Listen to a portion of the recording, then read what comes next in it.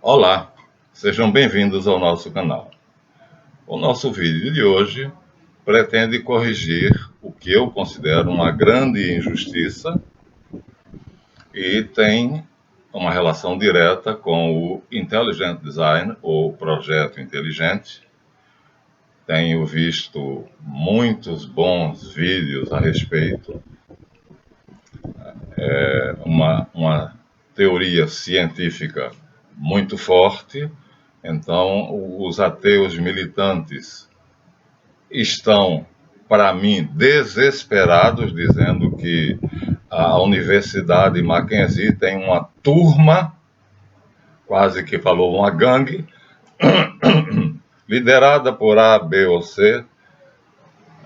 Na verdade, é um grupo de estudos, são cientistas, né, que constituíram um grupo de estudos que pretendem expor cientificamente a tese de que o universo inteiro, tanto as criaturas vivas quanto as não vivas, planetas, galáxias e tudo mais, obedece a uma inteligência criadora.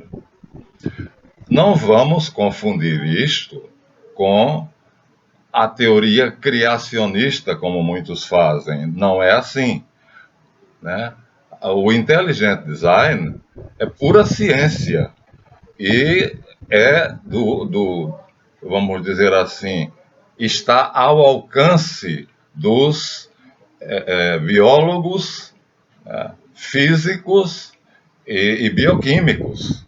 Então, não vamos imaginar que os cientistas que estão construindo e formatando o projeto inteligente, eles estão automaticamente colocando, né, nem é uma gangue, nem está tentando impor isso à universidade, aos universitários. Na verdade, quando você compara o neodarwinismo com o projeto inteligente, né, só se você não tiver uma inteligência mediana, critério, lógica, método, é que você vai continuar acreditando no darwinismo, que é pura fé. Mas, então, não se confunda o Intelligent Design com o criacionismo exposto pela Bíblia Sagrada. Não é a mesma coisa. Nós temos aqui duas edições da Bíblia. Essa daqui, uma Bíblia protestante, né, de Almeida, a primeira Bíblia escrita em português, e aqui uma outra Bíblia que é das edições paulinas, que é a Bíblia pastoral, e não sei se todos sabem, mas o relato bíblico da criação vem exposto em três narrativas. Gênesis 1, que todo mundo conhece, no princípio Deus criou o céu e a terra. Gênesis 2, que diz que esta é a história da geração da terra quando foi criado por Javé. Então, a primeira coisa notável é que o Gênesis 1 usa um Deus chamado Elohim, e que faz a criação barando, quer dizer, o verbo utilizado pelo hagiógrafo, pelo escritor sagrado, para descrever a ação criadora de El, ali escrito no plural, Elohim. Nós católicos achamos que é um indício da Trindade, né? É que ele cria, fazendo a sua ação, designada pelo verbo bará, que é criar do nada, ou, se você quiser entender isso mais filosoficamente, por emanação do seu próprio ser. Então, a segunda criação, que é muito diferente da primeira, as diferenças são notáveis, mas não é aqui que nós vamos explorá-las, mas o Deus criador do segundo relato tem outro nome, Javé. A obra dele é designada pelo verbo Yaash. Em nenhum momento aparece o verbo bará, vejam bem, que significa tirar de si mesmo ou do nada, mas do nada não existe, do nada nada se faz.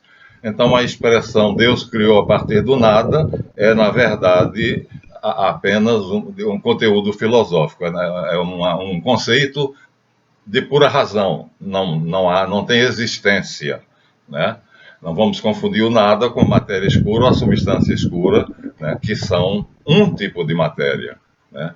Então, longe dos cientistas que estão formando, construindo de modo, veja bem, absolutamente científico o projeto inteligente, não estão remetendo para a veracidade do Gênesis 1, nem do Gênesis 2, nem do Gênesis 3, que é uma criação desconhecida, que foi descoberta por dois teólogos espanhóis, né? E que, na verdade, usa também Javé, e é uma figura semelhante a São Jorge com seu cavalo.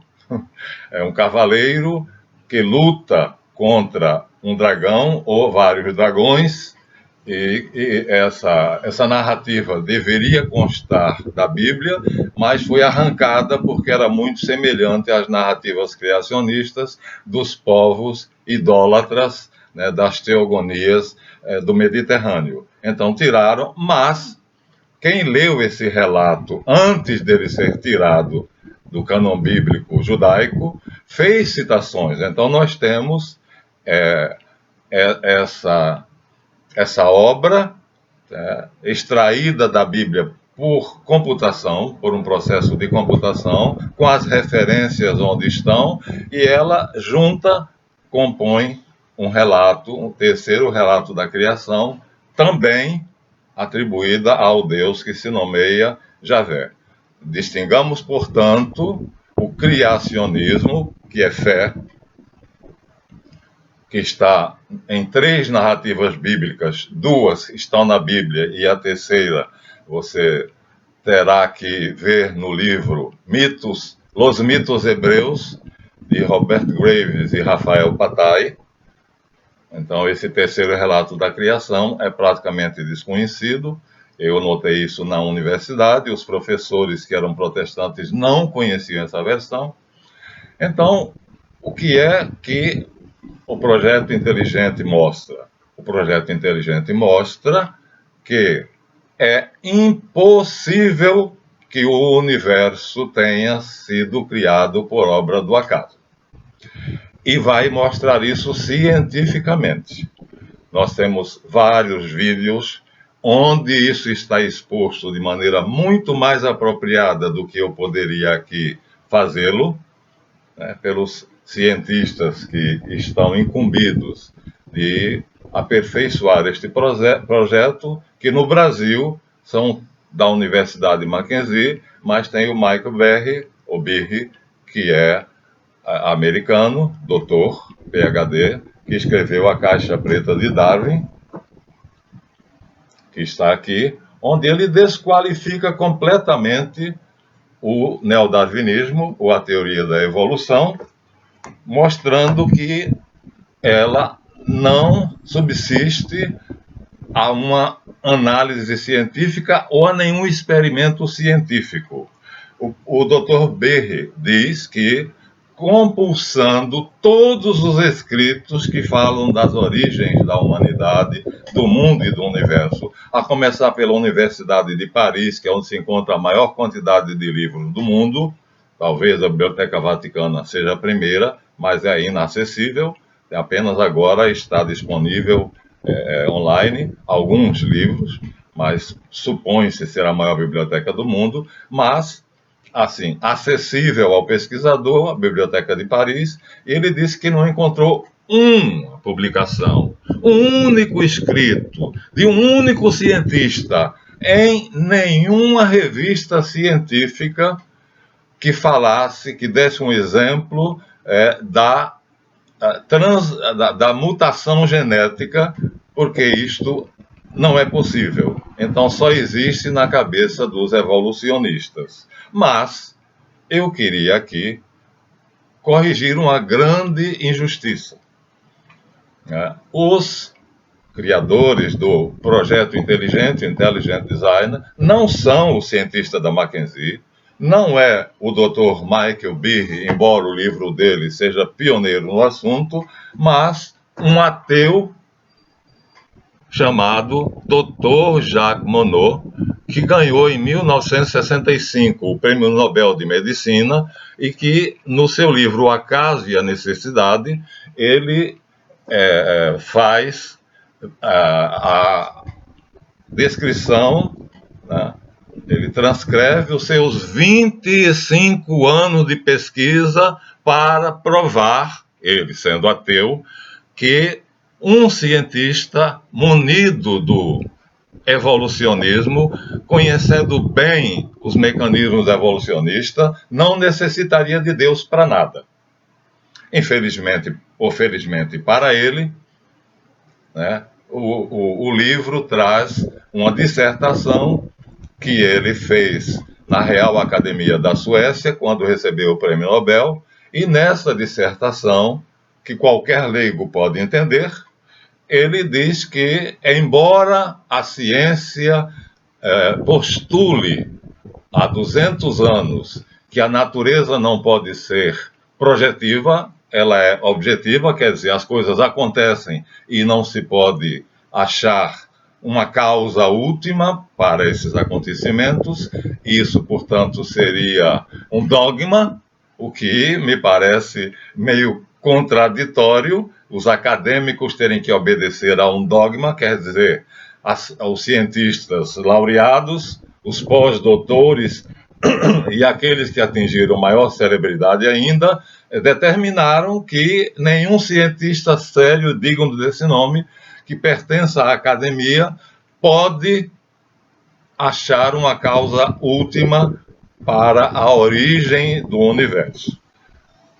Ele faz essa colocação, Dr. Jacques Monod, detentor do Prêmio Nobel de Medicina em 1965, mas diz que, infelizmente, a verdade científica me obriga a dizer que tudo na natureza, não somente os seres vivos, atestam a existência de um projeto inteligente que eles perseguem fielmente.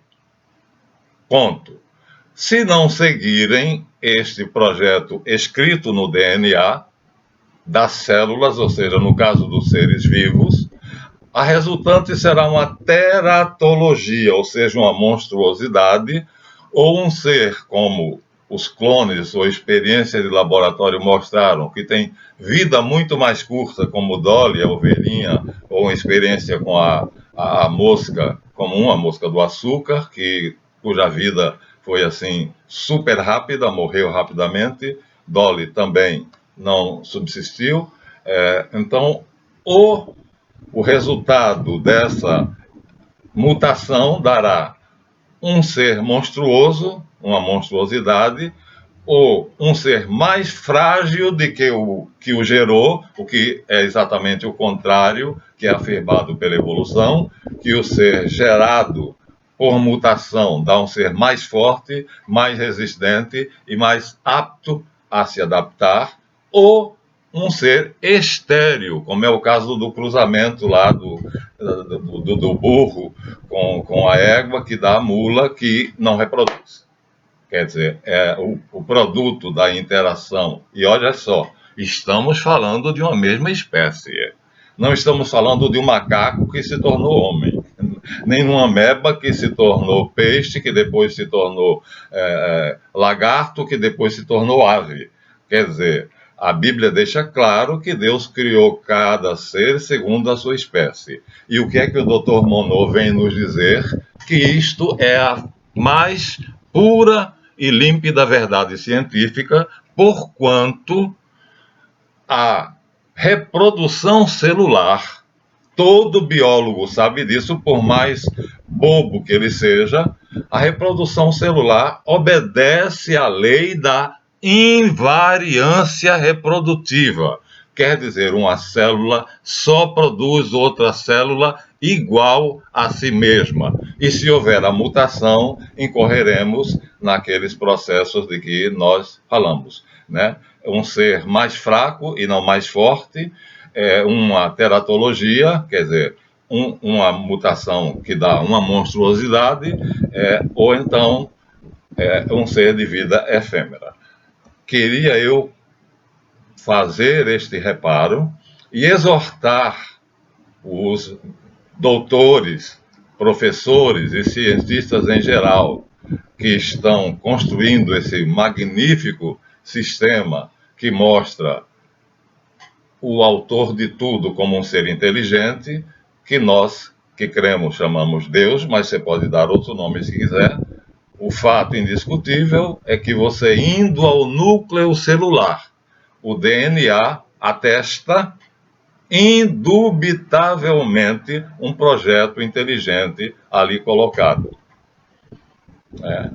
O Dr. Marcos, da Mackenzie, chega a dizer que é a assinatura de Deus no DNA de cada célula. E agora temos um vídeo científico que está na internet, né, que é a origem de tudo, que mostra que a matéria escura na verdade, o centro, o cerne de tudo que existe no universo. Ou seja, cada coisa que nós vemos, agora saindo da célula e indo para a molécula, tanto o interior da célula quanto o interior da molécula conteriam, portanto, no seu mais íntimo, no âmago desta célula ou desta molécula, no seu núcleo, a matéria escura que seria responsável pela gravidade e por vários efeitos que o universo segue e que a ciência não explica. Por exemplo, os corpos celestes da galáxia de Andrômeda, que estão na periferia, giram à mesma velocidade dos corpos celestes que estão na região mais central, e isso acontece em todas as galáxias. E isso é contra as leis físicas, porque o que está mais perto do centro deveria girar mais rápido, como é o caso do nosso sistema solar. Mercúrio gira mais rápido, o dia de Mercúrio e o ano de Mercúrio são menores do que o ano da Terra, e o ano de Saturno é muito maior ainda, porque estão na periferia.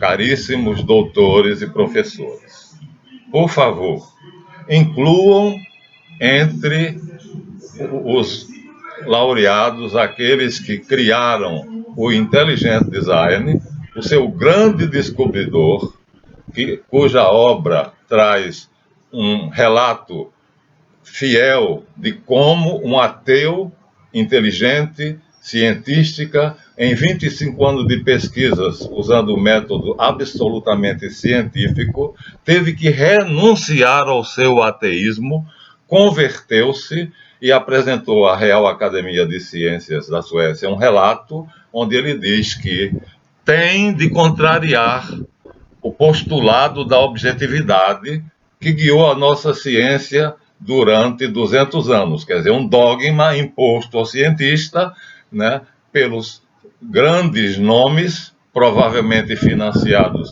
por grandes ateus, muito ricos, que colocaram essa limitação para a pesquisa científica, e esse dogma agora é quebrado por Jacques Monod com a palavra teleonomia, um neologismo criado por ele, que diz que tudo no universo persegue um projeto inteligente e perfaz esse projeto com precisão. Tudo. E, segunda afirmação dele, que a célula obedece a uma lei biológica que se chama invariância reprodutiva. Pronto, está aí. Peço encarecidamente aos responsáveis pelo Intelligent Design que incluam o nome de Monod e concedam a ele os méritos que ele tem, pois ele é o verdadeiro Criador, lançador dos alicerces e da base fundamental científica do Intelligent Design, do projeto inteligente. Aqui nós terminamos esse vídeo de hoje, agradecendo a todos pela atenção, dando o seu like se você gostou da nossa exposição e nos despedindo até o próximo vídeo.